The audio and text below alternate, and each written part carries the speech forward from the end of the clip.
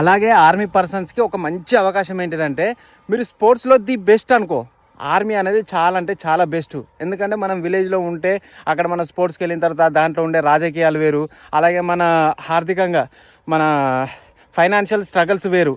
ఈ స్ట్రగల్స్ అన్నీ తట్టుకోవాలంటే ఆర్మీకి వచ్చిందనుకో చాలా అంటే చాలా మంచి అవకాశం ఉన్నది. దాంట్లో మీరు బెస్ట్ ఇస్తే పక్క మిమ్మల్ని ఇంకా పై స్థాయికి పంపిస్తారు అన్నట్టు.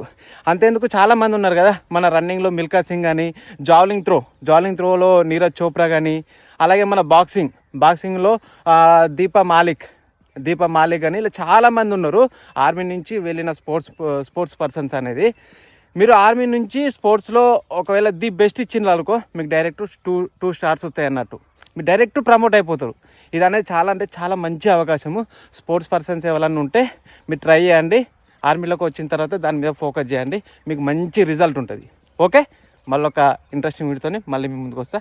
జై హింద్, భారత్ మాతాకి జై.